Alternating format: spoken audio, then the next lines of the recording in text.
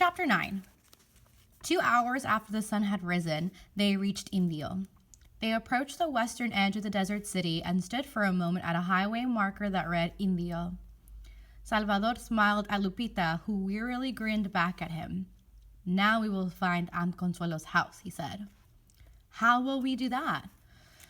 "We will ask a pocho." The city was just beginning to awaken. There were a few cars on the streets, but almost no people, and those they saw were pale-eyed gringos.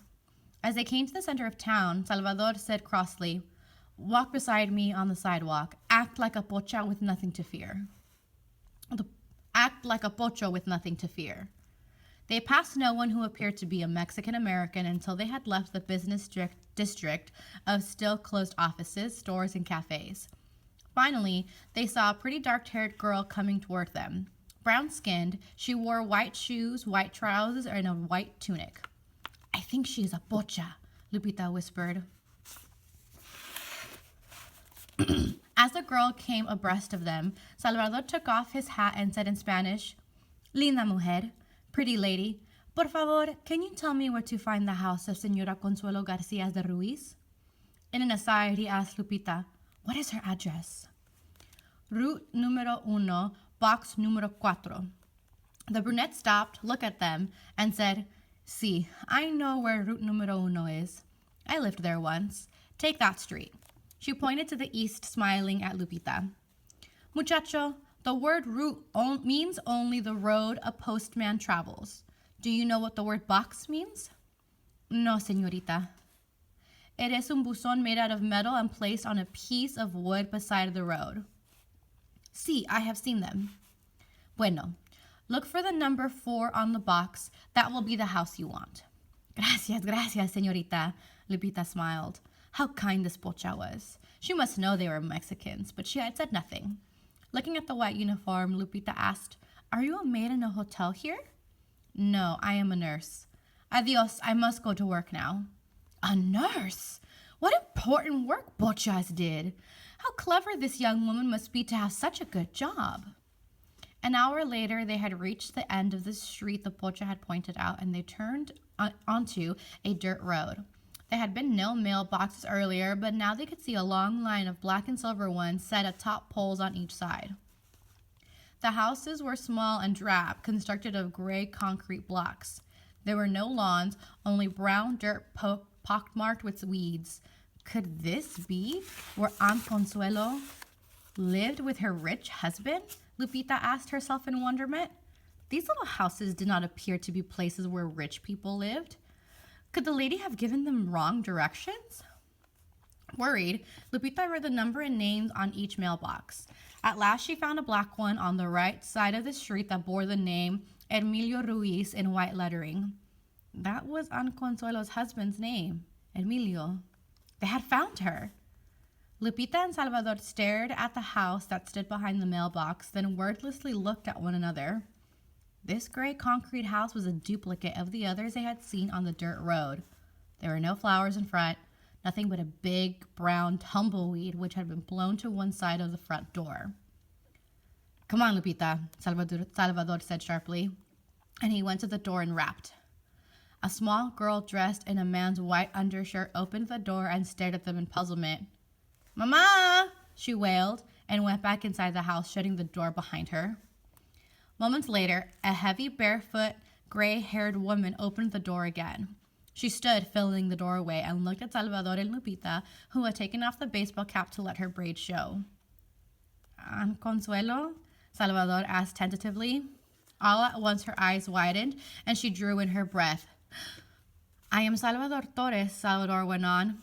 "This is my sister Lupita. We are the children of Señora Carmela Garcia de Torres. We have come to you from Ensenada."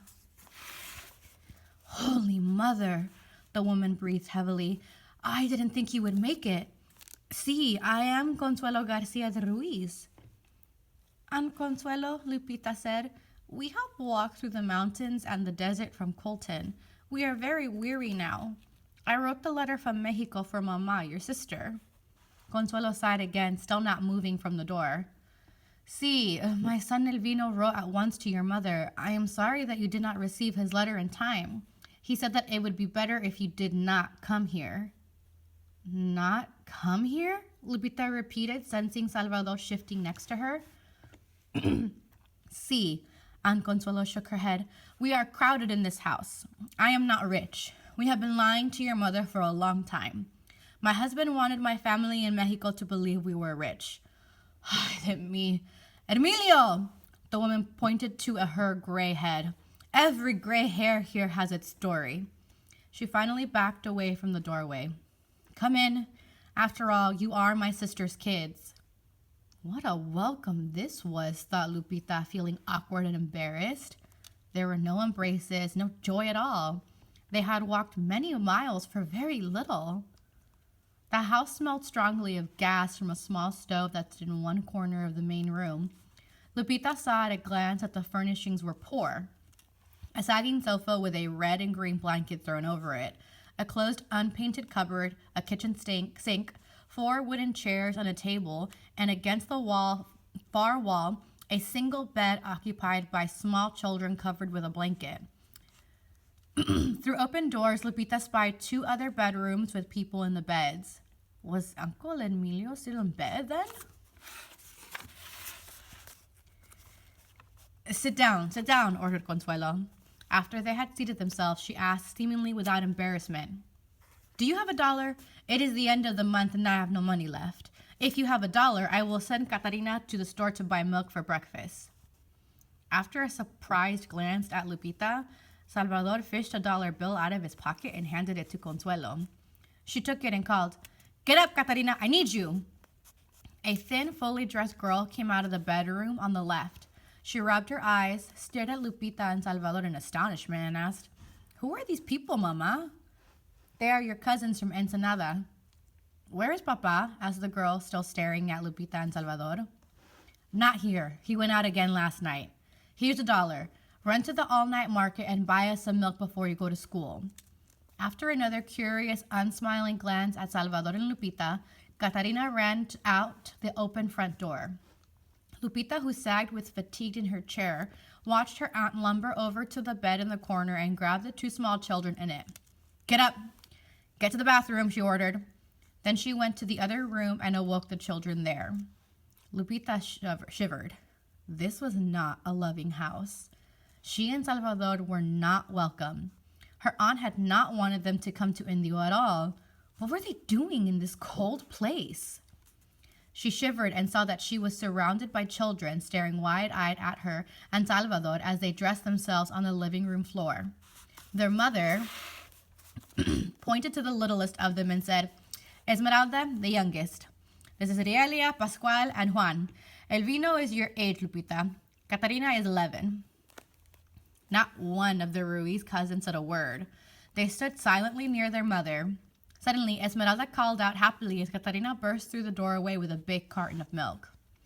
The milk is a gift for my sister and me, Salvador said to the group. No one responded.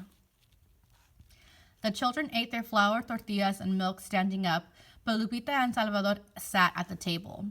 When they were finished, the Ruiz children silently left the home except for the oldest, Elvino. He went into one of the bedrooms with his mother, where they spoke in low tones. Then he came out, and with another glance at his cousins, he stalked outside, shutting the door behind him. Aunt Consuelo sat down and poured herself some coffee from a pot she must have brewed the night before. My kids go out now to wait for the bus that takes them to their schools. She sipped the black brew. Are you tired? Are you sleepy? Si, Aunt Consuelo, we are very tired, Salvador answered. His voice sounded far away to Lupita. Her eyes kept closing in spite of her efforts to keep them open. As if from a distance, she heard her aunt say, I can see that you are. Go to bed then. I will wake you when Emilio comes home. Does Uncle Emilio work nights? Salvador asked politely. Holy Mother, no. Aunt Consuelo answered in a scornful tone. Startled, Lupita opened her eyes and saw her aunt pressing her hand to her chest. Because you did not get Elvino's letter in time, my heart is heavy. Why didn't you stay in Colton? La migra came where we worked, replied Salvador, and he told her about their experiences at the cafe. Aunt Consuelo nodded. See, La Migra. I know of La Migra, but it cannot touch me because I am married to an American. What concerns me is La Ayuda. These days, it is La Ayuda that puts food into our mouths and pays our rent. What is La Ayuda? Salvador asked as Lupita's eyes closed once more. The welfare. Without La Ayuda, we could not live. I cannot earn enough to feed all of us. Is Uncle Emilio out so early looking for work? No. Last evening he went to drink beer with his friends in La Cantina, Consuelo answered grimly. I know his ways by now. From La Cantina he went to the house of a friend to play cards. Emilio is nothing now. He has trouble with his back and his lungs. All he can do is go to the cantina, play cards, and cough. Consuelo pulled herself up. Now, you two go to bed and get some sleep, but por favor, give me another $1 to buy some rice for tonight. I want my sister's children to stay and have supper with us. Lupita looked at Salvador and saw him reach slowly into his pocket and give Consuelo another $1. She stuffed the bill into the side pocket of her long pink gown. Lupita felt her aunt's hand on her shoulder. Go to bed, you kids. I don't have to work today. I'll lie down for a while myself before I buy the rice. Take any bed you want. Lupita got up, her head reeling, and headed for the room on the right. Before she went inside, Salvador caught her and whispered, Don't tell anyone here how much money we have with us, Lupita. With her eyes on Consuelo, Lupita asked, Do you think our aunt's family would rob us? No, but they can go on asking us for money. What will we do, Salvador? Lupita's eyes searched his face, haggard with fatigue. Sleep while we can. When we get up, I'll make up my mind what to do. Lupita had no idea how long she slept. She awoke to the sound of her name. Lupita, Lupita. It was still daylight. She lifted her head and the little bedroom spun around her. For a moment, she sat on the side of the bed and then she got up and went out into the living room. Aunt Consuelo sat at the table with a small man in a blue cotton shirt and trousers. He had a thick body, heavy shoulders, a long, bony face, and thinning hair. As he looked at Lupita, he coughed. Uncle Emilio. Under heavy lids, his eyes were red and bloodshot. He examined Lupita closely, scanning her carefully from head to toe. Suddenly, he said in a deep voice, Another kid? When we have 6 of our own, your sister sends us more. Where's the boy? Why doesn't he come out? He'll come out soon. You know that boys sleep harder than girls. Lupita, go sit on the sofa. Aunt Consuelo looked toward the bedroom and gestured to Salvador, who stood in the doorway. Come and sit by your sister. She turned to Emilio. I have already told you that this boy worked in Colton as a dishwasher and Lupita as a maid in a motel. If they found jobs in Colton, they can find work here. Emilio Ruiz looked at Salvador and Lupita. Have you still got the forged Social Security cards you bought in Colton? See, we have them with us, Salvador answered. Lupita raised her eyebrows at her brother's insolent tone. Then you can work and find yourself some place to live, Emilio grumbled and turned away. They would be leaving here then. Lupita was not surprised, but Emilio's ugly manner stung her. We have already sent money to Mama, she volunteered. Salvador and I expect to work wherever we can. We want to help Mama and our brothers and sisters. Silencio, Salvador hissed. He didn't care for this man's good opinion, and he resented her attempt to impress him. Suddenly, Aunt Consuelo hit the table with the palm of her hand. Emilio, I've just had an idea. These kids are not going to go away to pay rent somewhere else. They're going to stay here with us. We'll make room for them. They can live and work here and pay us for their food and beds. The little ones can sleep on the floor in the living room. We do not need to tell welfare that they are living with us and paying rent. Salvador and Lupita will cost La Ayuda nothing. They are wetbacks, Consuelo, Emilio mumbled. I don't want La Emigra making trouble for me. Emilio, La Emigra has no reason to come here. Have there ever been any wetbacks in this house before? No. Emilio coughed and once more turned his gaze on Lupita and Salvador. After a moment, he nodded. Okay.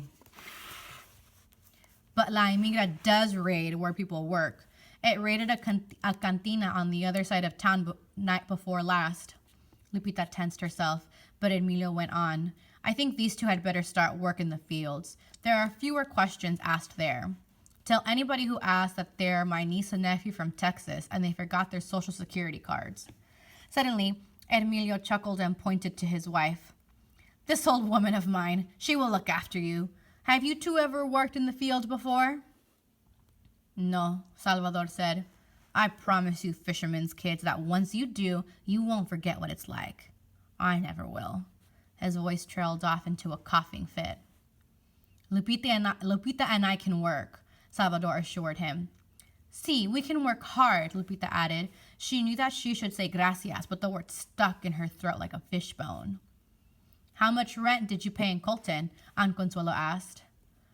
$140 a month for the two of us. That will be all right here, too, Aunt Consuelo smiled at her husband, who nodded at her, then looked away out the window.